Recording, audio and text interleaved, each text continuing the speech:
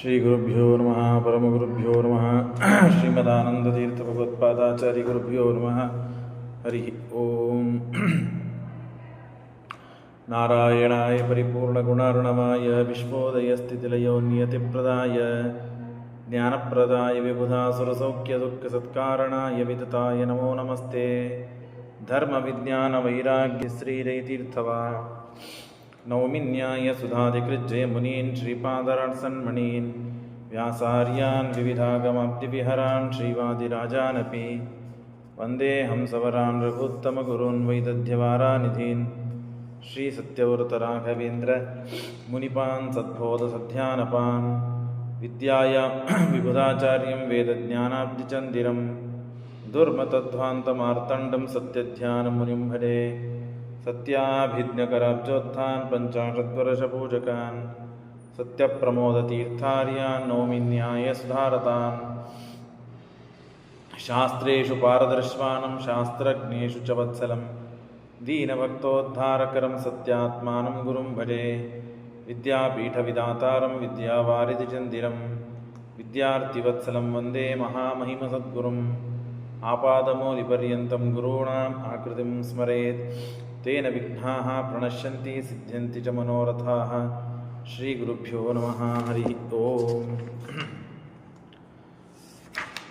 ರಾರಸೂಯ ಯಾಗವನ್ನು ಕೃಷ್ಣ ಪರಮಾತ್ಮ ಖುದ್ದಾಗಿ ತಾನು ನಿಂತು ಪಾಂಡವರ ಕಡೆಯಿಂದ ಮಾಡಿಸಿ ಆ ವೈಭವ, ಆ ಐಶ್ವರ್ಯ, ಆ ದಾನ, ಅಷ್ಟು ಜನ ಬಂದದ್ದು, ಆಮೇಲೆ ಅದ್ಭುತವಾದ ಮಯಾಸುರನಿಂದ ನಿರ್ಮಿತವಾದಂತಹ ಆ ಭವನವನ್ನು ಕಂಡು ದುರ್ಯೋಧನನಿಗೆ ಸಂಕಟ ಆಗಿ ಹೊಟ್ಟೆ ಉರಿದು ತಾನು ಶಕುನಿಗೆ ಹೋಗಿ ಹೇಳಿದಾಗ, ಶಕುನಿ ಮತ್ತು ದುರ್ಯೋಧನ ಇಬ್ಬರೂ ಸೇರಿ ಧೃತರಾಷ್ಟ್ರನಿಗೆ ಹೇಳಿದಾಗ ಜೂಜಾಡಬೇಕು ಅಂತ ಹೇಳಿ ವಿದುರನ ಕಡೆಯಿಂದ ಧರ್ಮರಾಜನಿಗೆ ಹೇಳಿ ಕಳಿಸ್ತಾರೆ. ಧರ್ಮರಾಜ ಬರ್ತಾನೆ, ಎಲ್ಲವನ್ನೂ ಪಣಕ್ಕೆ ಇಟ್ಟು ಕಳೆದುಕೊಳ್ತಾನೆ. ಆಗ ದ್ರೌಪದಿಗೆ ಘೋರವಾದ ಅವಮಾನವಾಗ್ತದೆ. ಆ ಸಮಯದಲ್ಲಿ ಕೃಷ್ಣ ಪರಮಾತ್ಮ ತಾನು ರಕ್ಷಣೆ ಮಾಡ್ತಾನೆ. ಆಗ ಭೀಮಸೇನ ದೇವರು ಪ್ರತಿಜ್ಞೆಯನ್ನು ಮಾಡ್ತಾರೆ. ದುರ್ಯೋಧನನ ತೊಡೆಗಳನ್ನು ಸೀಳಿ ಹಾಕ್ತೇನೆ ಹಾಗೂ ದುಶ್ಯಾಸನನ ಎದೆಯನ್ನು ಬಗೆದು ರಕ್ತವನ್ನು ಕುಡಿತೇನೆ ಅಂತ ತಾವು ಪ್ರತಿಜ್ಞೆಯನ್ನು ಮಾಡಿದ್ದಕ್ಕೆ, ಮತ್ತು ಅಷ್ಟೇ ಅಲ್ಲದೇನೆ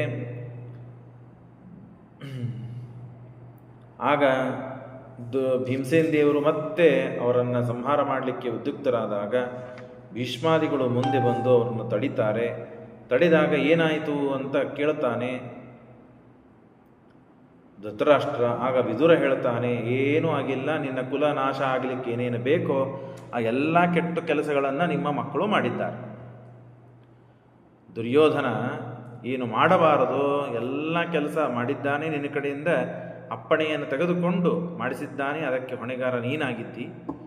ಸಣ್ಣ ಹುಡುಗನಂತೆ ನೀನು ಏನು ಗೆದ್ದ ನನ್ನ ಮಗ ಅಂತ ಕೇಳ್ತಾ ಇದ್ದೀನಿ, ಕಿಂ ಜಿತಂ ಅಂತ ಹೇಳಿ.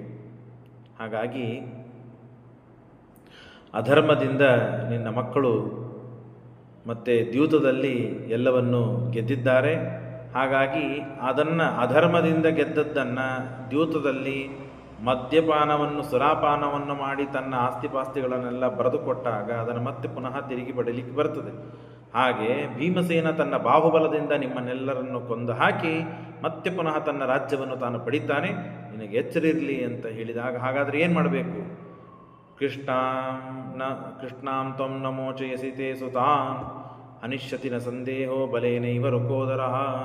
ಮೊದಲಿಗೆ ದ್ರೌಪದಿ ದೇವಿಯನ್ನು ಬಿಟ್ಟು ಬಿಡು, ಪಾಂಡವರನ್ನು ಬಿಟ್ಟು ಬಿಡು ಅಂದಾಗ ನೀನು ಬದುಕ್ತಿ, ನಿನ್ನ ಕುಲ ಬದುಕ್ತದೆ, ನಿನ್ನ ದುರ್ಯೋಧನ, ನಿನ್ನ ಮಕ್ಕಳೆಲ್ಲರೂ ಬದುಕ್ತಾರೆ ಅಂದಾಗ ಸರಿ ಆಗಲಿ ಅಂತ ದ್ರೌಪದಿ ದೇವಿಯನ್ನು ಬಿಡಿಸ್ತಾನೆ ಧೃತರಾಷ್ಟ್ರ. ದ್ರೌಪದಿಗೆ ಕೇಳ್ತಾನೆ, ನಿನಗೇನು ಬರಬೇಕಮ್ಮ, ಶಾಂತಳಾಗು, ಅಪರಾಧವಾಗಿದೆ, ಕ್ಷಮೆ ಇರಲಿ ಅಂತ ಕೇಳಿಕೊಂಡು ಆಗ ದ್ರೌಪದಿ ಹೇಳ್ತಾಳೆ, ನನ್ನ ಎಲ್ಲ ಗಂಡಂದಿರು ಏನು ದಾಸರು ಅಂತಾಗಿದ್ದಾರೆ, ಆ ದಾಸ್ಯ ಭಾವದಿಂದ ಮುಕ್ತರಾಗಬೇಕು ಅಂದಾಗ ಆಗಲಿ ಅಂತ ಹೇಳಿ ಪುನಃ ಅಲ್ಲಿಂದ ದುರ್ಯೋಧನ, ಧರ್ಮರಾಜ, ಭೀಮ, ಅರ್ಜುನ, ನಕುಲ, ಸಹದೇವರು, ಕುಂತಿ ಎಲ್ಲರೂ ಸೇರಿ ತಮ್ಮ ಊರಿಗೆ ಹೋಗಿಬಿಡ್ತಾರೆ. ಇಷ್ಟು ಘಟನೆ ನಡೀತು. ಆಗ ಎಲ್ಲ ಈ ಕೌರವರು ದುರ್ಯೋಧನಾದಿಗಳು ತಲೆಹಿಡ್ಕೊಂಡು ಕೊಡ್ತಾರೆ. ಅಯ್ಯೋ, ನನ್ನ ಕೈಯಾಗಿ ಸಿಕ್ಕಿದ್ದು ತುತ್ತನ್ನು ಬಾಯಿಗೆ ಹಾಕ್ಕೊಳ್ಳಿಲ್ಲ ನಾವು, ಹಾವಿಗೆ ತಲೆಗೆ ಹೊಡೆದ್ವಿ, ಆದರೆ ಹಾವು ಮೂರ್ಛೆಗೆ ಬಿದ್ದದಂತ ಬಿಟ್ಬಿಟ್ವಿ. ಆದರೆ ಅದೇ ಹಾವು ಬಂದು ನಮಗೆ ಮತ್ತೆ ಪುನಃ ಕಡಿತದೆ ಅಂತನ್ನುವುದು ನಮಗೆ ಎಚ್ಚರ ಇರಬೇಕು. ಭೀಮಸೇನ ಬಿಡ್ತಾನ ನಮ್ಮನ್ನೆಲ್ಲರನ್ನ, ಕೊಂದೇ ಹಾಕ್ತಾನವನು, ಏನು ಮಾಡಬೇಕು ಅಂತ ಎಲ್ಲ ತಾವು ದುರ್ಯೋಧನಾನಂತರದೋ ಜಗಾದ ತಾತಂ ನಿಜ ಪಾಪ ಕೃತಾಂ ಪ್ರಧಾನ ಅಂತಂದಾಗ ಶಕುನಿ ಮತ್ತೆ ಹೇಳ್ತಾನೆ, ಮತ್ತೆ ಎಲ್ಲರನ್ನ ಜುಜಕ್ಕೆ ಕರೆಯೋಣ. ಮುಂಜಾನೆ ಒಮ್ಮೆ ಕ್ರಿಕೆಟ್ ಆಡಿದಾಗ ಸಾಕಾಯಿತು ಅಂತ ಮತ್ತೆ ಮಧ್ಯಾಹ್ನ ಸಾಯಂಕಾಲ ಆಡಲಿಕ್ಕೆ ಮತ್ತೆ ಹುಡುಗರು ಹೇಗೆ ಕರೀತಾರಲ್ಲ, ಹಾಗೆ ಲೆತ್ತ ಆಡೋದಕ್ಕಾಗಿ ಮತ್ತೆ ಪುನಃ ಕರೀತಾರೆ. ಯಾರನ್ನ? ಪಾಂಡವರನ್ನ ಕರಿಬೇಕು ಅಂತಂದ್ರೆ ಮತ್ತೆ ಧೃತರಾಷ್ಟ್ರನ ಹತ್ರ ಹೋದ್ರು, ಮತ್ತೆ ಕನ್ವಿನ್ಸ್ ಮಾಡಿದವ. ದುರ್ಯೋಧನ ಏನೇನು ಮಾಡಬೇಕು ಎಲ್ಲ ಮಾಡಿ ಕನ್ವಿನ್ಸ್ ಮಾಡಿದ. ವಿದುರನನ್ನೂ ಹೇಳಿದರು. ಎಲ್ಲರಿಗೆ ಕಲ್ಯಾವೇಶ ಇದ್ದೇ ಇದೆ. ಈ ಧೃತರಾಷ್ಟ್ರನಿಗೆ ಎಂದು ಹುಟ್ಟಿದ್ದಾನಲ್ಲ ದುರ್ಯೋಧನ, ಹೊಟ್ಟೆಯಲ್ಲಿ ಇದ್ದಾಗಲಿಂದ ಸಾಯುವವರೆಗೂ, ವನಪ್ರಸ್ಥ ಅಂದರೆ ವನಕ್ಕೆ ಹೋಗುವವರೆಗೂ ಧೃತರಾಷ್ಟ್ರನಲ್ಲಿ ಕಲ್ಯಾವೇಶ ಇದ್ದೇ ಇದೆ. ಹಾಗಾಗಿ ಒಪ್ಪಿದ ದುರ್ಯೋಧನ. ವಿದುರ ಬೇಡ ಅಂತಂದ, ಮತ್ತೆ ಪುನಃ ಮತ್ತೆ ಹೋಗ್ತಾನೆ. ಇಲ್ಲ, ನಿಮ್ಮ ಕಕ್ಕ ಕರಿತಾ ಇದ್ದಾನೆ, ಮತ್ತೆ ಜೂಜಾಡಲಿಕ್ಕೆ ಬರಬೇಕು ಅಂತ. ಇಷ್ಟೆಲ್ಲ ಅನುಭವಿಸಿದ್ದಾನೆ. ತಾವೆಲ್ಲರೂ ಕಷ್ಟಪಟ್ಟಿದ್ದಾರೆ. ದ್ರೌಪದಿ ಹೆಂಡತಿಗೆ ಅವಮಾನವಾಗಿದೆ. ಇದನ್ನೆಲ್ಲ ಕಣ್ಣಿನಿಂದೇ ನೋಡಿದ್ದಾನೆ. ಇಷ್ಟೆಲ್ಲ ಮೋಸ, ಅನರ್ಥ, ಅವಮಾನಗಳನ್ನು ಕಂಡರೂ ತಾನು ಬರುವುದಿಲ್ಲ ಅಂತ ಹೇಳಿಲ್ಲ. ನಮ್ಮ ತಂದೆ ಸ್ಥಾನದಲ್ಲಿದ್ದಾನೆ. ಧೃತರಾಷ್ಟ್ರ ಕರಿತಾ ಇದ್ದಾನೆ, ನಾವು ಹೋಗಬೇಕು. ಹೋಗದಿದ್ದರೆ ಹೇಗೆ? ಅಷ್ಟೇ ಅಲ್ಲದೇನೆ ನಾನು ಪ್ರತಿಜ್ಞೆಯನ್ನು ಮಾಡಿದ್ದೇನೆ, ನಾನು ಜೂಜಾಟಕ್ಕೆ ಕರೆದರೆ ಬರುವುದಿಲ್ಲ ಅಂತ ಎಂದೂ ಅನ್ನೋದಿಲ್ಲ ಅಂತ ಪ್ರತಿಜ್ಞೆ ಮಾಡಿದ್ದೇನೆ ಅಂತ ಹೇಳಿ ಪುನಃ ತಾನು ಜೂಜಾಟಕ್ಕೆ ಹೋಗಬೇಕು ಅಂತ ಸಿದ್ಧನಾಗಿದ್ದಾನೆ. ಆ ಕಡೆಗೆ ಜೂಜಾಟವನ್ನು ಆಡೋದಕ್ಕೆ ಪಾಂಡವರನ್ನು ಕರೆದಾಗ ಈ ಬಾರಿ ಏನು ಮಾಡಬೇಕು? ಅವರಿಗೆ ಯಾರನ್ನು ಪಣಕ್ಕೆ ಇಡುವುದು ಬೇಡ. ದುಶ್ಯಾಸನ ಹೇಳ್ತಾನೆ ನೋಡ್ರಿ, ಸಮಸ್ತ ಪಾಂಡವಾಶ್ರಯಂ ಸಮಾಗತ ಮಹೋ ಪುನಃ ವ್ಯಮೋಚಯದ್ ದೃಕೋದರಾದ್ವದಶ್ಚ ನೋ ಧ್ರುವೋ ಭವೇ. ಈ ಭಯದಿಂದ ಅತಃ ಪುನಶ್ಚ ಪಾಂಡವಾನ್ ಸಮಾಹ್ವಯಸ್ವ ನತೆ ಕೃತೆ ಪುನಶ್ಚ ದೇವನಂ ಭವೇತ್ ಜಿತಾವನಂ ಪ್ರಯಾಂತು ಚ. ಈ ಸತೆ ಅವ್ರನ್ನ ಪಣಕ್ಕಿಡು, ಇದನ್ನು ಗೆಲ್ಲು ಅದನ್ನು ಗೆಲ್ಲು ಬೇಡೇ ಬೇಡ. ಯಾರು ಜೂಜಾಟದಲ್ಲಿ ಸೋಲ್ತಾರೋ ಅವರಿಗೆ 12 ವರ್ಷಗಳ ಕಾಲ ವನವಾಸ ಅಂತ ಹೇಳಿ ಕಾಡಿಗೆ ಕಳಿಸಿಬಿಡೋಣ ಅವರನ್ನ. ತೇನೋಕ್ತ ಸದಾ ರಾಜ ಪಾಂಡವಾನ್ ಪುನರಾಹ್ವಯತ ಪುನಃ ಪಿತಾ ಸಮಾಹೂತೋ ದೇವನಾಯ ಯುಧಿಷ್ಠಿರಃ ಭಾತುರ್ವಿರ್ವಾರ್ಯಮಾಣೋಪಿ. ಆಗೂ ಎಲ್ಲರೂ ಬೇಡ ಅಂತ ಹೇಳ್ತಾರೆ. ಕುಂತಿ, ದ್ರೌಪದಿ, ಭೀಮ, ಅರ್ಜುನ, ಸಹದೇವ, ಎಲ್ಲರೂ, ನಕುಲ, ಎಲ್ಲರೂ ಬೇಡ ಅಂತಾರೆ. ಆದರೂ ತಾನು ಬರ್ತಾನೆ.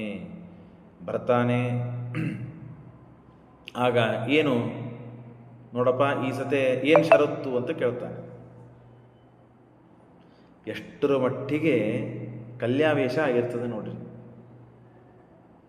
ಅದು ಮಹಾದೇವತೆಗಳಿಗೆ. ಮುಂದೆ ಕೇಳ್ತೀರಿ ನೀವು, ಮಹಾದೇವತೆಗಳಿಗೆ. ನಮ್ಮಂಥವರಿಗೆ ಏನು ಪರಿಸ್ಥಿತಿ ಹೇಳಲಿಕ್ಕೆ ಸಾಧ್ಯವಿಲ್ಲ. ಕಲ್ಯಾವೇಶ ಅವನಿಗೆ ಆಗಿದೆ. ಹಾಗಾಗಿ ಏನು ಈ ಸತೆ ಷರತ್ತು ಅಂತ ಕೇಳಿದಾಗ, ಯಾರು ಜೂಜಾಟದಲ್ಲಿ ಸೋಲ್ತಾರೋ ಅವರು 12 ವರ್ಷಗಳ ಕಾಲ ಅಜ್ಞಾತವಾಸ, 12 ವರ್ಷಗಳ ಕಾಲ ವನವಾಸ. ಮತ್ತೊಂದು ಪ್ಲ್ಯಾನ್ ಮಾಡಿದ್ದಾರೆ. 12 ವರ್ಷ ಅಂದರೆ ಅವ್ರದ್ದೇನು ಅಭಿಪ್ರಾಯ, ಈಗಾಗಲೇ ಪಾಂಡವರಿಗೆ 55, 60, 56, 57 ಈ ವಯಸ್ಸದವರು ಇದ್ದಾರೆ ಹೆಚ್ಚು ಕಮ್ಮಿ. ಯಾಕಂದರೆ ಜರಾಸಂಧನ ಸಂಹಾರ ಮಾಡಬೇಕಾದಾಗ 55 ವರ್ಷ ಅಂತ ಭೀಮಸೇನ ಇದು ಶ್ರೀಮದಾಚಾರ್ಯರೇ ಅರ್ಜುನಿಗೆ ಇದ್ದ ವಯಸ್ಸು, ಅಂಥ ಅರ್ಜುನನಿಗೆ ಬಾಲ ಅಂತ ಹೇಳ್ಬಿಡ್ತಾನೆ. ಸಣ್ಣ ಕೂಸಿದೆ, ಇದು ಪರಾಕ್ರಮ ಇಲ್ಲ ಅವನಿಗೆ ಅಂದ. ಆವಾಗ ಸಣ್ಣ ಕೂಸು ಅಂದರೆ ಎಷ್ಟು? 55 ವರ್ಷ ಅಂತ ಶ್ರೀಮದಾಚಾರ್ಯ ಲೆಕ್ಕ ಕೊಟ್ಟಿದೆ. ಹಾಗಾಗಿ 55, 56, 57 ಈ ವಯಸ್ಸದವರು ಇದ್ದಾರೆ ಎಲ್ಲ ಪಾಂಡವರು. 12 ವರ್ಷ ಅಂತಂದರೆ 12 ವರ್ಷ ಮೊದಲಿಗೆ ಬದುಕಲಿಕ್ಕೆ ಸಾಧ್ಯವಿಲ್ಲ. ಕಾಡಿನಲ್ಲಿ ದುಷ್ಟ ಪ್ರಾಣಿಗಳಿಗೆ ತುತ್ತಾಗ್ಬಿಡ್ತಾರೆ, ಸತ್ತೇ ಹೋಗ್ತಾರೆ. ನಾವು ಆರಾಮಾಗಿ ರಾಜ್ಯದಲ್ಲಿ ಇರ್ಬೋದು. ಅಷ್ಟೂ ಮೀರಿ ಹೇಗೋ ಮಾಡಿ 12 ವರ್ಷಗಳ ಕಾಲ ತಾವು ಬದುಕಿದ್ರು ಅಂತಾದರೂ ಅಲ್ಲಿ ಮತ್ತೊಂದು ಷರತ್ತಿದೆ. ಏನು? ಅಜ್ಞಾತವಾಸ. ಅಜ್ಞಾತವಾಸ ಅಂದರೆ ಏನು? ನೀವು 6 ಜನರಲ್ಲಿ ಯಾರೂ ನಮಗೆ ನಿಮ್ಮ ಪರಿಚಯ ಸಿಗಬಾರದು, ಮತ್ತು ಅಷ್ಟೇ ಅಲ್ಲ ದೂರಿರಬಾರದು, ನಮ್ಮ ಊರಿನ ಹತ್ತಿರದಲ್ಲೇ ಇರಬೇಕು. ವಾಸಂ ಪ್ರಸಿದ್ಧ ನೃಪತೇಹೇ, ಪ್ರಸಿದ್ಧನಾದ ರಾಜನ ಮನೆಯಲ್ಲೇನೇ ಇರಬೇಕು. ಆ ಊರು ಬಹಳ ದೂರ ಇರಬಾರ್ದು. ಹಾಗಾಗಿ ಇಷ್ಟೆಲ್ಲ ಕಂಡೀಷನ್ ಇರ್ತದೆ, ಇಷ್ಟೆಲ್ಲ ನಿಯಮಗಳಿರ್ತದೆ. ಅವ್ರು 12 ವರ್ಷ ಹೇಗೋ ಮಾಡಿ ತಾವು ಬದುಕಿ ಬಂದರಾಗಲೂ ಕೂಡ ನಾವು ಗೊತ್ತೇ ಆಗ್ತದೆ ಪಾಂಡವರು ಬಂದಿದ್ದಾರೆ ಅಜ್ಞಾತವಾಸಕ್ಕೆ, ಇಲ್ಲೆಲ್ಲೋ ಇದ್ದಾರೆ ಅಂತ ಹೋಗಿ ನಾವು ನೋಡಿಬಿಟ್ರೆ ಮತ್ತೆ ಅವ್ರಿಗೆ ಪರಿಚಯ ಸಿಕ್ಬಿಡ್ತದೆ. ಅವ್ರು ಮತ್ತೆ ಪುನಃ ಕಾಡಿಗೆ ಹೋಗ್ಬಿಡ್ತಾರೆ. 100 ವರ್ಷ ಮುಗಿದೇ ಹೋಗ್ತದೆ, ನಾವು ಆರಾಮಾಗಿ ಬದುಕಿ ನಮ್ಮಷ್ಟು ನಾವು ಇದು ಬಿಡೋಣ, ಅವ್ರನ್ನ ದಬ್ಬಿ ಬಿಡೋಣ ಅಂತ ದುಶ್ಯಾಸನ ಪ್ಲ್ಯಾನ್ ಮಾಡಿರ್ತಾನೆ. ಹಾಗಾಗಿ ಈ ಬಾರಿ ತಾವು ಜೂಜಕ್ಕೆ ಬಂದಾಗ ಅದನ್ನೇ ಹಾಕೋಣ, ಇದನ್ನು ಪಣಕ್ಕಿಡೋಣ, ಅವೆಲ್ಲ ಬೇಡ. ನೇರವಾಗಿ ಒಂದೇ ಒಂದು ಲೆತ್ತ ಹಾಕುವುದು. ಸೋತರೆ 12 ವರ್ಷಗಳ ಕಾಲ ವನವಾಸ, 1 ವರ್ಷ ಅಜ್ಞಾತವಾಸ ಅಂತಂದಾಗ ದುರ್ಯೋಧನ ಹೇಳಿ ಕಳಿಸಿದ್ದಕ್ಕೆ ವಿದುರ ತಾನು ಕರೆದುಕೊಂಡು ಬರ್ತಾನೆ. ಬಂದಾಗ ಸರಿ ಆಗಲಿ, ಏ ಕೃಷ್ಣಾಯ ಪಾಂಡವಾನಾಂ ವಾ ದರ್ಶನೇ ಅಜ್ಞಾತವಾಸಿನಾಂ ಏಕಸ್ಯಾಪಿ ಸಮಸ್ತಾನಾಂ, ಒಬ್ಬರು ಯಾರು ಕಂಡರು ಎಲ್ಲರೂ ಹೋಗ್ಬೇಕು. ಮತ್ತೆ ಯಾರು ಈಗ ಧರ್ಮರಾಜ, ಭೀಮಸೇನ ದೇವರು, ಅರ್ಜುನ, ನಕುಲ, ಸಹದೇವ ಕಂಡ. ಹಾಗಾಗಿ ಸಹದೇವ ಒಬ್ಬನೇ 12 ವರ್ಷಗಳ ಕಾಲ ಮತ್ತೆ ಪುನಃ ಹೋಗಬೇಕಲ್ಲ, ಎಲ್ಲರೂ ಹೋಗ್ಬೇಕು. ನೀವು ಧರ್ಮರಾಜ ಕಂಡರೂ ಹೋಗಬೇಕು, ಭೀಮ ಕಂಡರೂ ಹೋಗ್ಬೇಕು, ಎಲ್ಲರೂ ಮತ್ತೆ 12 ವರ್ಷಗಳ ಕಾಲ ವನವಾಸ, 1 ವರ್ಷ ಅಜ್ಞಾತವಾಸ ಅಂತ ಇಷ್ಟು ವಿಚಾರ ಮಾಡಿ ಅವನನ್ನು ಕರೀತಾರೆ. ಆವಾಗ ಏನಪ್ಪ ಷರತ್ತು ಅಂತಾಗ ಇಷ್ಟೆಲ್ಲ ಷರತ್ತನ್ನು, ಇಷ್ಟೆಲ್ಲ ನಿಯಮಗಳನ್ನು ದುರ್ಯೋಧನ ಧರ್ಮರಾಜನ ಮುಂದೆ ಹೇಳಿದರೆ ಆಗಲಿ ಅಂತ ಒಪ್ಪೇ ಬಿಡುತ್ತಾನೆ ಧರ್ಮರಾಜ. ಈಗ ನೇಮ ಮಾಡಬೇಕಾದಾಗ ಇಬ್ಬರೂ ಒಪ್ಪಬೇಕಲ್ಲ. 12 ವರ್ಷ ಬೇಡ, ಅಥವಾ ನಾವು ವನವಾಸಕ್ಕೆ ಹೋಗುವುದೇ ಇಲ್ಲ, ಸುಮ್ಮನೆ ಆಡೋದಿದ್ದರೆ ನಾನು ಬರ್ತೇನೆ, ಇಲ್ಲದ್ರೆ ಬರುವುದಿಲ್ಲ. ಇಲ್ಲ 12 ವರ್ಷ ಆಗದೇ ಇದ್ದರೂ 5 ವರ್ಷ, 1 ವರ್ಷ, 1 ತಿಂಗಳು ಹೋಗಿ ಬರ್ತೇವೆ, ಏನಾದರೂ ಸ್ವಲ್ಪ ಮಾತುಕತೆ ವಿಚಾರ ಮಾಡೋದು. ಇಲ್ಲ, ಒಂದೇ ಮಾತಿಗೆ ಒಪ್ಪೇ ಬಿಡ್ತಾನೆ ಧರ್ಮರಾಜ. ಆಶ್ಚರ್ಯ, ವಿಚಿತ್ರ, ಏನು ಪರಿಸ್ಥಿತಿಯೋ ಗೊತ್ತಿಲ್ಲ. ಕಲ್ಯಾವೇಶ ಮಾತ್ರ ಇದೆ. ಆ ಕಲ್ಯಾವೇಶ ಕಾರಣಕ್ಕಾಗಿ ಈ ಅವಸ್ಥೆ ಬರ್ತಿದೆ. ಆಗ ವತ್ಸರಾಜ್ಞಾತವಾಸಂ ಚ ತ್ಯಾಗೇ ಪ್ಯುಕ್ತ ವಿಧೇಸ್ತದ ದುರ್ಯೋಧನ ಪಣಂ ಚಕ್ರೇ ಬುದ್ಧ್ಯಾ ದುಶ್ಯಾಸನೋಕ್ತಯ ಗಾಂಧಾರೇಣ ಪುನಶ್ಚ ಅಕ್ಷಹೃದಯಜ್ಞೇನ ಧರ್ಮಜ್ಞ ಪರಾಜಿತೋ ವನಂ ಯಾತು. ಒಂದೇ ಕ್ಷಣಕ್ಕೆ ಲೆತ್ತ ಹಾಕಿದ, ಅದು ಹೇಳ್ತಾನೆ. ಆಗ ಮತ್ತೆ ಪುನಃ ಧರ್ಮರಾಜ ಸೋತೇ ಹೋಗಿಬಿಡುತ್ತಾನೆ. ಕಾಡಿಗೆ ಹೋಗಬೇಕಾಯಿತು, ಪ್ರಸಂಗ ಬಂತು. ಪರಾಜಿತೋ ವನಂ ಯಾತುಂ ಐಚ್ಛತ್ ಸಭ್ರಾತೃಕೋ ಯದಾ ತದಾ ನನರ್ಥ ಪಾಪಕೃತ್ ಸುಯೋಧನಾನುಜೋ ಹಸನ್. ಆಗ ಕುಣಿತಾ ಇದ್ದಾನೆ ದುಶ್ಯಾಸನ. ನಾನು ಮಾಡಿದ ಪ್ಲಾನ್ ಸಕ್ಸಸ್ ಆಯಿತು, ಯಶಸ್ವಿಗೊಂಡಿತು. ಅವ್ರ ಆಸ್ತಿ ಪಾಸ್ತಿ ಕಸ್ಕೊಂಡು ಇಲ್ಲೇ ಇಟ್ಕೊಂಡು ಏನು ಮಾಡೋದಿದೆ, ಅವ್ರನ್ನ ದಬ್ಬೆ ಬಿಡೋಣ, ಹೋದರೆ ಮುಗಿದೈತೆ, ಅವ್ರದ್ದೆಲ್ಲ ನಮಗೇಲ ಅಂತ ಹೇಳಿ ಎಲ್ಲರನ್ನೂ ಅಟ್ಟಿದ. ಈ ವಿಚಾರವನ್ನು ಮಾಡಿ ಕರೆದ. ಧರ್ಮರಾಜ ಆಗೋದಿಲ್ಲಪ್ಪ ನನಗೆಲ್ಲ, ಈಗೆಲ್ಲ ನಾವು ಅನುಭವಿಸಿದ್ದೇವೆ, ನಮ್ಮ ತಮ್ಮಂದ್ರೆ ಬೇಡ ಅಂತಿದ್ದಾರೆ ಅಂತ ಒಂದು ಮಾತು ಹೇಳಬೇಕು, ಹೇಳಲಿಲ್ಲ. ಅವನು ಆಗಲಿ ಅಂತ ಒಪ್ಪಿದ. ಆಟಕ್ಕೆ ಕೂತ, ಆಟ ಆಯಿತು, ಸೋತ ಇನ್ಮೇಲೆ ಹೊಡಲೆ. ಇನ್ನೆಲ್ಲ ಪಾಂಡವರು ಹೋಗಬೇಕಾದೀತು, ವನಕ್ಕೆ ಹೋಗಬೇಕೇನ. ಈ ಪರಿಸ್ಥಿತಿ ಬಂದುಬಿಟ್ಟಿತು. ಎಂಥವರಿಗೆ, ಎಂಥ ಮಹಾನುಭಾವರಿಗೆ ಯಾವ್ಯಾವ ಪರಿಸ್ಥಿತಿ ಏನೇನಾಗ್ತದೆ ನೋಡಿ. ನಾವೆಲ್ಲ ಯಾವ ಲೆಕ್ಕ, ಯಾವ ಗಿಡದ ತೊಪ್ಪಲು. ಸ್ವಲ್ಪ ಕಷ್ಟವಾದದ್ದಕ್ಕೆ ನಾವೇನೋ ಅಂದ್ಕೊಳ್ತೇವೆ, ಏನೋ ಒದ್ದಾಡ್ತೇವೆ, ಯಾರನ್ನೋ ಬೈತೇವೆ, ಏನೋ ನಿಂದ ಮಾಡ್ಕೊಳ್ತೇವೆ. ಎಂಥ ಧರ್ಮರಾಜ, ಎಂಥ ಭೀಮಸೇನ ದೇವರು, ಅರ್ಜುನ ನಕುಲ ಸಹದೇವರು, ಕುಂತಿ ಪ್ರಸಂಗ ಹೆಂಗಿದೆ ನೋಡ್ರಿ. ಕುಂತಿ ಹುಟ್ಟಿದಾರಭ್ಯ ತಾನು ಕಷ್ಟದಲ್ಲೇ ಇದ್ದಾಳೆ. ತನ್ನ ತಂದೆಯೆಲ್ಲ ಹುಟ್ಟಿದರೆ ತನ್ನ ತಂದೆಯ ಗೆಳೆಯನ ಕುಂತಿ ಭೋಜರಾಜ, ಮತ್ತೆ ಪೃಥಾವಳು. ಕುಂತಿ ಭೋಜರಾಜನಲ್ಲಿ ಇದ್ದಿದ್ದಕ್ಕೆ ಇವಳಿಗೆ ಕುಂತಿ ಅಂತ ಹೆಸರು ಬಂತು. ದುರ್ವಾಸರು ಬಂದರು. ದುರ್ವಾಸರ ಅಖಂಡವಾಗಿ 12 ವರ್ಷಗಳ ಕಾಲ ಸೇವೆ ಮಾಡಿದ್ದಾಳೆ. ಅದಾದ ಮೇಲೆ ಮಂತ್ರವನ್ನು ಕೊಟ್ಟರು. ಹಾಗಾಗಿ ಮಂತ್ರ ಪ್ರಯೋಗಕ್ಕಾಗಿ ಸೂರ್ಯನನ್ನು ಕರೆದ್ರೆ ಕರ್ಣ ಹುಟ್ಟಿದ, ಅಪವಾದ ತಲೆ ಮೇಲೆ ಹಾಕ್ಕೊಂಡ್ಲು. ಆಮೇಲೆ ಪಾಂಡುರಾಜನ ಮದುವೆ ಮಾಡಿಕೊಂಡ್ಲು. ಅವ ಬಿಳುಪಿದ್ದಂತಹ ಗಂಡ, ಪಾಂಡುರೋಗದ ಗಂಡ. ಅವನು ವನಕ್ಕೆ ಹೋಗಬೇಕು, ನನಗೆ ಸಂಸಾರ ಬೇಡ, ನನಗೆ ರಾಜ್ಯ ಬೇಡ ಅಂತ ಹೇಳಿ ತಾನು ವನಕ್ಕೆ ಹೋದ. ಅಲ್ಲಿ ಶಾಪವಾಯಿತು. ಅಲ್ಲಿಂದ ಸಂಗನೇ ಇಲ್ಲ ಅಂತಾಯಿತು. ಕೊನೆಗೆ ಸ್ವಲ್ಪ ದಿವಸಕ್ಕೆ ಆ ಗಂಡನೂ ಸತ್ತು ಹೋದ. ಈ ಕಡೆ ಅರಿಗಿನ ಮನೆಯಲ್ಲಿ ಸುಡಬೇಕು ಅಂತ ವಿಚಾರ. ಇನ್ನು ರಾಜ್ಯಕ್ಕೆ ತನ್ನ ಮಕ್ಕಳನ್ನು ಕರ್ಕೊಂಡ್ಬಂದರೆ ಅಲ್ಲಿ ಮರ್ಯಾದೆ ಇಲ್ಲ, ವೇದವ್ಯಾಸದೇವರು ಬರಬೇಕಾಯ್ತು. ಇನ್ನು ಸ್ವಲ್ಪ ದಿವಸ ಅಲ್ಲಿದ್ದೀವಿ ಪಾರಮಾಗಿ ಅಂತಂದರೆ ಅರಿಗಿನ ಮನೆಯಲ್ಲಿ ಸುಡಬೇಕು, ಏಕಚಕ್ರ ನಗರ, ಅಲ್ಲಿ ಬಕಾಸುರನಿಂದ ಆಪತ್ತು. ಇಲ್ಲಿ ಮತ್ತೆ ಮನೆಗೆ ಬಂದರೆ ಈಗ ವನವಾಸಕ್ಕೆ ನಾನು ಹೋಗ್ತೇನೆ ಅಂತ ಕುಂತಿ ಕೂಡ್ತಾಳೆ.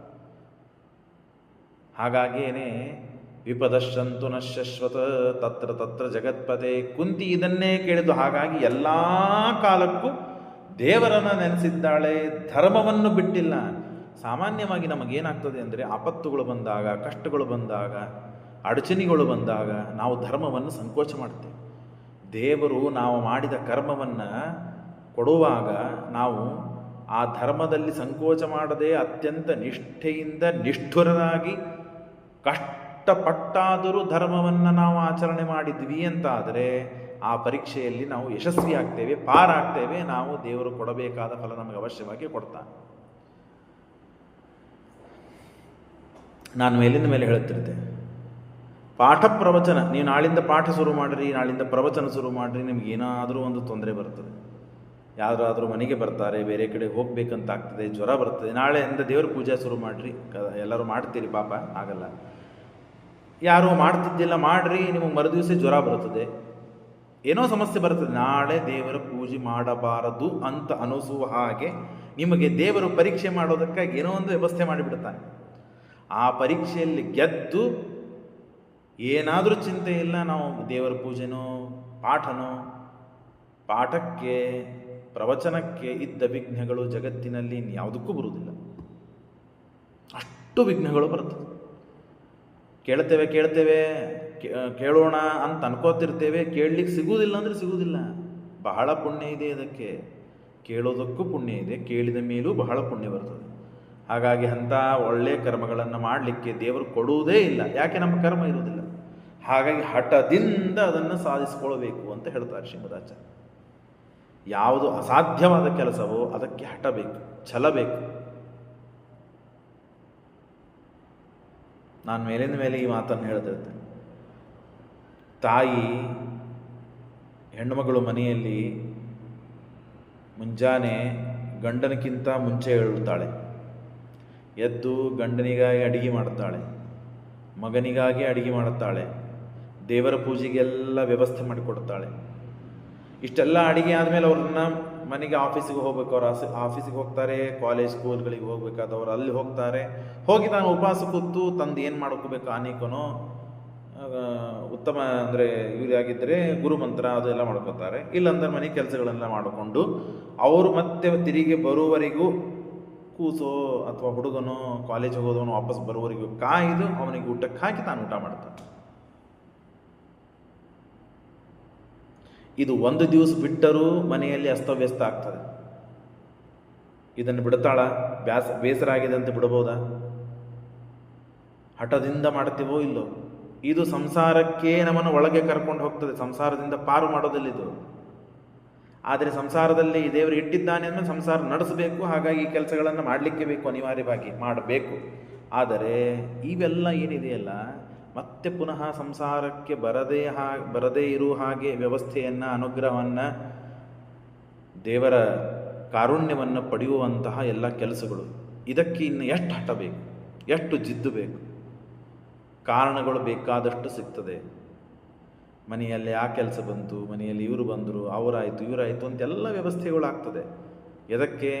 ಪಾಠಕ್ಕೆ ವಿಘ್ನ, ಪ್ರವಚನಕ್ಕೆ ವಿಘ್ನ ಆಗ್ತದೆ ಹೊರತು ಅವರನ್ನು ಒಂದು 10 ನಿಮಿಷ ಕೂಡ್ರಿ, ನಾವು ಪಾಠ ಕೇಳಿ ಬರ್ತೀವಿ ಅಂತ ಅನ್ಲಿಕ್ಕಾಗೋದಿಲ್ಲ ನಮಗೆ. ಯಾಕೆಂದರೆ ಇವೆಲ್ಲ ಅವಸ್ಥೆಗಳು, ಇವೆಲ್ಲ ದೃಷ್ಟಾಂತಗಳಿವೆಲ್ಲ. ಹಾಗಾಗಿ ಇದನ್ನೆಲ್ಲ ಮೆಟ್ಟಿ ನಿಂತು ನಾವು ಧೈರ್ಯದಿಂದ ಏನಾದರೂ ಆಗಲಿ ನಾವು ಇದನ್ನು ಗೆಲ್ಲಬೇಕು. ಇದನ್ನೇ ಕುಂತಿದೇವಿ ತಾನು ಕೇಳಿದುಕೊಂಡು ವಿಪದಶಂತು ನ ಶಾಶ್ವತ. ದೇವರು ನನಗೆ ಕಷ್ಟ ಕೊಡು ನೀನು, ನನಗೆ ಆರಾಮಾಗಿ ಇರೇ ಬೇಡ. ಆರಾಮಾಗಿ ಇಡ್ತೀಯ ಯಾಕೆ ನನ್ನನ್ನು? ಕಷ್ಟದಲ್ಲಿ ಇದ್ದಾಗಲೇ ನಾನು ಸುಖವಾಗಿದ್ದೇನೆ. ವಿಚಿತ್ರ. ಸುಖವಾಗಿ ಇದ್ದಾಗ ಸುಖವಾಗಿ ಅದರ ಅನುಭವಿಸ್ಲಿಕ್ಕೆ ನನಗೆ ಅನುಭವಕ್ಕೆ ಬಂದಿಲ್ಲ. ಸುಖದ ಅನುಭವಕ್ಕೆ ಬಂದಿಲ್ಲ. ಹಾಗಾಗಿ ದುಃಖದಲ್ಲಿ ಇದ್ದಾಗಲೇ ನಿನ್ನ ದರ್ಶನ, ಸೇವಾಭಾಗ್ಯ ಇವೆಲ್ಲ ದೊರಕಿದೆ ಅಂತ ಕುಂತಿಯ ಅವಸ್ಥೆ. ಹಾಗಾಗಲೇ ಇಷ್ಟು ಕಷ್ಟಪಟ್ಟು ಶ್ರಮಪಟ್ಟು ಸಾಧನೆಯನ್ನು ಮಾಡಿದ್ದಕ್ಕೆ ಪಾಂಡವರ ತಾಯಿ ಆಗುವ ಸೌಭಾಗ್ಯವನ್ನು ಪಡೆದಳು ಕುಂತಿದೇವಿ. ಆಯಿತು, ಇನ್ನೇನು ಮಾಡಬೇಕು? ಸೋತು ಬಿಟ್ಟಿದ್ದಾರೆ, ಹೋಗಬೇಕು. ಆಗೆಲ್ಲ ಆ ದುಶ್ಯಾಸನ ಹೇಳ್ತಾನೆ ನಗತಾ, ನೀವೆಲ್ಲ ದನ ಇದ್ದಂತೆ ಇದ್ದೀರಿ, ಗೌರಿತಿ ಪುನಶ್ಚ. ಯಾಕೆ? ನಿಮಗೆ ಬುದ್ಧಿ ಇಲ್ಲ, ನಿಮಗೆ ತಿಳುವಳಿಕೆ ಇಲ್ಲ. ದ್ರೌಪದಿ, ಇನ್ನಾದರೂ ವಿಚಾರ ಮಾಡು. ಎಂದು ಇವರನ್ನು ಕೈ ಬಿಡ್ತೀಯೋ ಅವತ್ತು ನಿನಗೆ ಸುಖ ಇದೆ. ಇವರನ್ನು ಕೈ ಹಿಡಿದಿದ್ದರೆ ನಿನಗೆ ಕಷ್ಟನೇ ಇದೆ, ದುಃಖನೇ ಇದೆ. ಅದಕ್ಕೆ ಇದೆಲ್ಲ ದೃಷ್ಟಾಂತಗಳು. ನಿಮ್ಮ ಧರ್ಮರಾಜ, ಭೀಮ ಇವರನ್ನೆಲ್ಲ ಬಿಟ್ಬಿಡು, ದುರ್ಯೋಧನ ಜೊತೆಗಿರು, ದುರ್ಯೋಧನನ ಮನೆಯಲ್ಲಿರು ನೀನು ಅಂತ ಹೇಳಿ ಅಪತಿ ಹ್ಯಸಿ ಕಲ್ಯಾಣಿ ಜದ್ಗಚ್ಚ ದುರ್ಯೋಧನಾಲಂ ಏತೆ ಅಖಿಲಾಹ ಷಂಡತಿಲ. ಇವರು ಎಳ್ಳಿಗೂ ಸಮಾನ ಅಲ್ಲ. ಯಾಕೆ ಅಂದರೆ ಎಳ್ಳು ನೋಡ್ರಿ ನೀವು, ಎಲ್ಲಾದರೂ ಹಾಕ್ರಿ, ಸ್ವಲ್ಪ ಅದಕ್ಕೆ ನೀರು ಗಾಳಿ ಧೂಳು ಬಡಿತು ಅಂದರೆ ಮೊಳಕೆ ಬರುತ್ತದೆ. ಅಷ್ಟೂ ಕೆಲಸಕ್ಕೆ ಬಾರದೇ ಇದ್ದ ಇವರು ಷಂಡರಂತೆ ಇದ್ದಾರೆ. ಹಾಗಾಗಿ ಇವರನ್ನು ಬಿಟ್ಟುಬಿಡು ನೀನು ಅಂತ ಹೇಳಿ ಆ ಭೀಮಸೇನ ದೇವರ ನಡಿಗೆ, ಸಿಂಹದ ನಡಿಗೆ, ಗಾಂಭೀರ್ಯದ ನಡಿಗೆ, ಭಾರೀ ಪರಾಕ್ರಮ, ಬಾಹುಭುಜಗಳು. ಅವರನ್ನು ನೋಡ್ತಾ ಇರಬೇಕು ಅನ್ನಿಸ್ಬೇಕು. ಅಷ್ಟು ವೈಭವದ ಅವರ ಪರಾಕ್ರಮ, ನಡಿಗೆ, ಗಾಂಭೀರ್ಯ ಎಲ್ಲ. ಅದನ್ನೆಲ್ಲ ಅನುವರ್ತನೆ ಮಾಡಿ, ಮಿಮಿಕ್ರಿ ಅಂತಾರಲ್ಲ, ಆ ಮಿಮಿಕ್ರಿಯನ್ನು ಮಾಡಿ ತಾನು ತೋರಿಸ್ತಾ ಇದ್ದಾನೆ. ಉಳಿದೆಲ್ಲ 100 ಜನ ಅಣ್ಣ ತಮ್ಮಂದರು ನಗ್ತಾ ಇದ್ದಾರೆ. ತದಾ ಕರೋದ್ ಭೀಮಸೇನ ಪ್ರತಿಜ್ಞಾಂ. ಆವಾಗ ಭೀಮಸೇನ ದೇವರು ಎದ್ದು ನಿಂತು ಮತ್ತೆ ಪುನಃ ಪ್ರತಿಜ್ಞೆ ಮಾಡ್ತಾರೆ. ಇದಕ್ಕೆಲ್ಲ ಉತ್ತರವನ್ನು ನಾನು ರಣಾಂಗಣದಲ್ಲಿ ಕೊಡ್ತೇನೆ, ಯುದ್ಧದ ಭೂಮಿಯಲ್ಲಿ ನಾನು ಕೊಡ್ತೇನೆ. ನಿಮ್ಮ ಒಬ್ಬರನ್ನೂ ನಾನು ಬಿಡುವುದಿಲ್ಲ. 100 ಜನ ಏನು ಕೌರವರಿದ್ದೀರಲ್ಲ, ಎಲ್ಲ ಕೌರವರನ್ನು ನಾನು ಸಂಹಾರ ಮಾಡ್ತೇನೆ. ಹಂತಾಸ್ಮಿವೋ ನಿಖಿಲಾನ್ ಸಂಗರೇಹಂ ಇತೀರಿತೆ ಶರಣಂ ದ್ರೋಣಮೇವ. ಎದ್ದು ನಿಂತು ನಿಮ್ಮ ಒಬ್ಬರನ್ನು ಬಿಡದೇನೆ ನಾನು ಎಲ್ಲರನ್ನು ಸಂಹಾರ ಮಾಡ್ತೇನೆ ಅಂತ ಪ್ರತಿಜ್ಞೆ. ಹಿಂದಕ್ಕೇನಾಗಿತ್ತು? ತೊಡೆಯನ್ನು ತೋರಿಸಿದ್ದಕ್ಕೆ ದುರ್ಯೋಧನ ನಿನ್ನ ತೊಡೆಗಳನ್ನು ಒಡೆದು ಹಾಕ್ತೇನೆ ಅಂತ ಒಬ್ಬ ದುರ್ಯೋಧನನಿಗೆ ಹೇಳಿದ್ರು. ಈಗ ಭೀಮಸೇನ ದೇವರಿಗೆ ಅವಮಾನ, 100 ಜನ ಸೇರಿ ಅಪಹಾಸ ಮಾಡಿ ನಕ್ಕಿದ್ದಕ್ಕೆ 100 ಜನರನ್ನು ನಾನು ರಣಾಂಗಣದಲ್ಲಿ ಸಂಹಾರ ಮಾಡ್ತೇನೆ ಅಂತ ಹೇಳಿದ್ದಕ್ಕೆ ಸಭಾ ಸ್ತಬ್ಧವಾಯಿತು. ಎಲ್ಲರೂ ಗಬ್ಗಾರಾಗಿಬಿಟ್ರು, ಭಯ ಉಂಟಾಯಿತು, ನಡಿಗೆ ಹೋಗಿದ್ದಾರೆ ಎಲ್ಲರೂ. ಆಗಿಂದಾಗ 100 ಜನ ಹೋಗಿ ದ್ರೋಣಾಚಾರ್ಯರಿಗೆ ಶರಣ ಹೋಗಿದ್ದಾರೆ. ದ್ರೋಣಾಚಾರ್ಯರು ನೀವೇ ರಕ್ಷಣೆ ಮಾಡಬೇಕು. ಭೀಮ ನಮ್ಮನ್ನು ಕೊಲ್ತಾನೆ ಅಂತ ಹೇಳಿಬಿಟ್ಟಿದ್ದಾನೆ, ಸಂಹಾರ ಮಾಡ್ತೇನೆ ಅಂತ ಹೇಳಿಬಿಟ್ಟಿದ್ದಾನೆ. ಹಾಗಾಗಿ ಅವನ ಪರಾಕ್ರಮ ಮುಂದೆ ನಮಗೇನೂ ಇಲ್ಲ, ನಾವು ಸತ್ಯ ಹೋಗ್ತೇವೆ. ಹಾಗಾಗಿ ನಮ್ಮ ರಕ್ಷಣೆ ಮಾಡಬೇಕು ಅಂದರೆ ದ್ರೋಣಾಚಾರ್ಯ ಆಗಲಿ ಅಂತ ಒಪ್ಕೊಂಡ್ಬಿಡ್ತಾರೆ. ನಾನು ನಿಮಗೆ ರಕ್ಷಣೆ ಕೊಡ್ತೇನೆ. ಹೇಗಿರ್ತದೆ ನೋಡ್ರಿ ಪ್ರಾರಬ್ಧ, ಎಂಥವರನ್ನು ಹೇಗೆ ಕುಣಿಸ್ತದೆ. ವಿಚಾರ ಮಾಡ್ತೇನೆ, ಮುಂದೆ ನೋಡೋಣ. ಭೀಮ ಈಗ ಸಿಟ್ಟಿಗೆ ಬಂದಾಗ ಮಾತನಾಡಿದ್ದಾನೆ, ಮುಂದೆ ಏನಾಗ್ತದೆ ನೋಡೋಣ. ಇಲ್ಲ, ದ್ರೋಣಾಚಾರ್ಯರು ಒಪ್ಪಿಬಿಡುತ್ತಾರೆ, ನಾನು ನಿಮಗೆ ರಕ್ಷಣೆ ಕೊಡ್ತೇನೆ. ದ್ರೋಣಾಚಾರ್ಯರಿಗೆ ಯಾಕೆ ಶರಣು ಹೋದರು ಇವರೆಲ್ಲ ಕೌರವರು ಅಂದರೆ, ದ್ರೋಣಾಚಾರ್ಯರು ಬಂದರೆ ಅಶ್ವತ್ಥಾಮಾಚಾರ್ಯ ಸಿಕ್ಕಿಬಿಡ್ತಾರೆ ಮಗ, ಅಶ್ವತ್ಥಾಮಾಚಾರ್ಯರು ಬಂದರೆ ಕೃಪಾಚಾರ್ಯರು ಬರ್ತಾರೆ, ದ್ರೋಣಾಚಾರ್ಯರೋದ್ರಿಂದ ಭೀಷ್ಮಾಚಾರ್ಯರು ಬಂದ್ಬಿಡ್ತಾರೆ. 4 ಜನ ನಮಗೆ ಸಿಕ್ಕಿಬಿಡ್ತಾರೆ. ದ್ರೋಣಾಚಾರ್ಯರ ಸಾಮರ್ಥ್ಯ ಅವರೆಲ್ಲರನ್ನು ತಡಿತಾರೆ. ತಡೆದಾಗ ನಮ್ಮನ್ನೆಲ್ಲಿ ಕೊಲ್ತಾನೆ ಅವನು ಅಂತ ಹೇಳಿ ತಾವು ವಿಚಾರ ಮಾಡಿ ಕೌರವರು ಭೀಮಸೇನದಿಂದ ಗಾಬರಿಗೊಂಡು ಅಂಜಿ ತಾವು ಶರಣಾಗತಿಯನ್ನು ದ್ರೋಣಾಚಾರ್ಯರಲ್ಲಿ ಬಯಸಿದಾಗ ದ್ರೋಣಾಚಾರ್ಯರು ನಾನು ನಿಮಗೆ ಆಶ್ರಯ ಕೊಡ್ತೇನೆ, ನಿಮ್ಮನ್ನು ರಕ್ಷಣೆ ಮಾಡ್ತೇನೆ ಅಂತೆ ಓಂ ಅಂತ ಹೇಳಿಬಿಡ್ತಾರೆ. ಇದು ಬಹಳ ಕೆಟ್ಟದಾದ ಪರಿಸ್ಥಿತಿ. ಅಥಾಬ್ರವಿದ್ ಧಾತರಾಷ್ಟ್ರಾಂಶ ದ್ರೋಣೋ ವಿಪ್ರೋಪಿ ಸನ್ನಹಂ. ದ್ರೋಣಾಚಾರ್ಯ ಹೇಳ್ತಾರೆ, ನಾನು ವಿಪ್ರ ಬ್ರಾಹ್ಮಣ, ನಿಮಗೆಲ್ಲ ಧನುರ್ವಿದ್ಯೆಯನ್ನು ಕಲಿಸಿದ್ದೇನೆ, ಆದರೆ ಕೈಯಲ್ಲಿ ಹಿಡಿದಿಲ್ಲ ನಾನು. ವಿಪ್ರನಾದವನಿಗೆ ಸ್ವಧರ್ಮ ವಿಪ್ರಸ್ಥ ಜಪೋಪದೇಶವು ಅಂತ ಶ್ರೀಮದಾಚಾರ್ಯ ಮುಂದೆ ಹೇಳಿದ್ದಾರೆ. ಬ್ರಾಹ್ಮಣನಾದವನ ಕರ್ತವ್ಯ ಏನಪ್ಪ? ಜಪ, ಉಪದೇಶ. ಸ್ವಾಧ್ಯಾಯ ಪ್ರವಚನೆ ಏವೈತಿ ನಾಕೋ ಮೋದ್ಗಲ್ಯ ತದ್ಧಿತಪಸ್ತದ್ಧಿತಪಃ.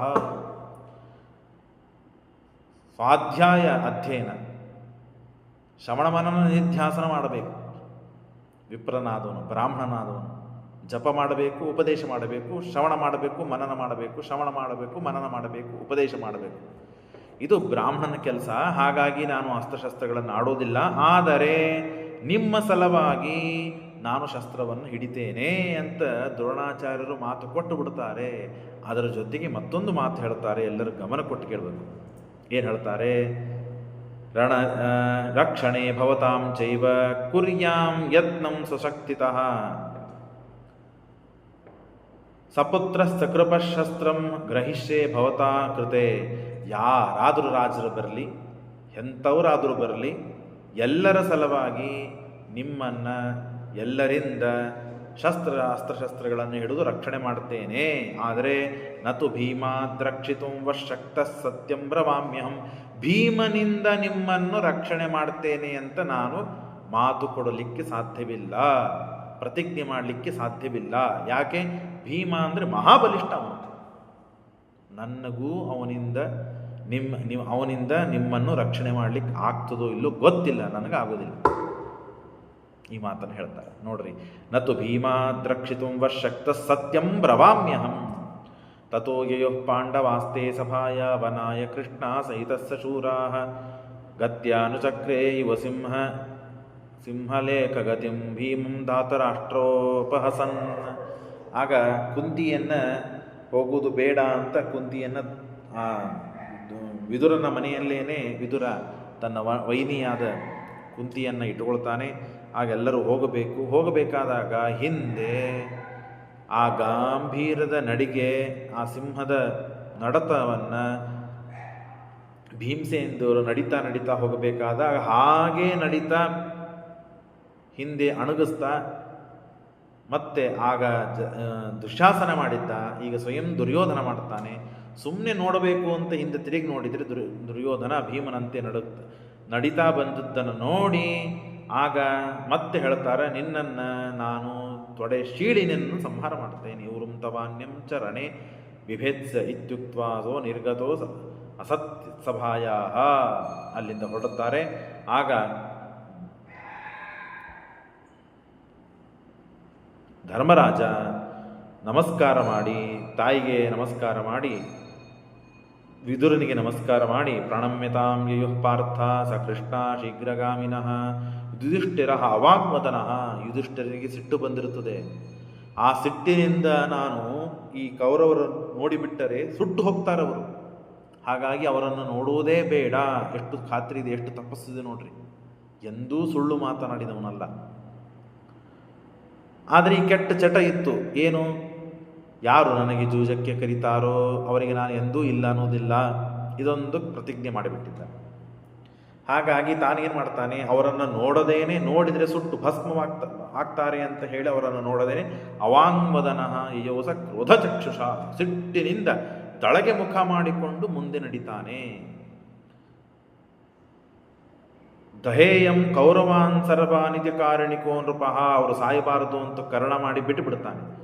ಉದ್ಧತ್ಯ ಬಾಹೂನ್ ಪ್ರಯೋ ಬಾಹುಶಾಲಿ ರುಕೋದರ. ಎರಡೂ ಭುಜಗಳನ್ನು ಎತ್ತಿ ತಾವು ಸಭೆಯಿಂದ ನಡೀತಾ ವನಕ್ಕೆ ಹೋಗಬೇಕು ಅಂತ ಹೇಳಿ, ಈ ಎರಡು ಬಾಹುಗಳಿಂದಲೇ ನಿಮ್ಮನ್ನು ಮುಂದೆ ನಾನು ಸಂಗ್ರಾಮದಲ್ಲಿ ಸಂಹಾರ ಮಾಡ್ತೇನೆ ಅಂತನ್ನುವ ಸೂಚನೆಯನ್ನು ತೋರಿಸ್ತಾ ಭೀಮಸೇನ ದೇವರು ಮುಂದೆ ಸಾಕ್ತಾರೆ.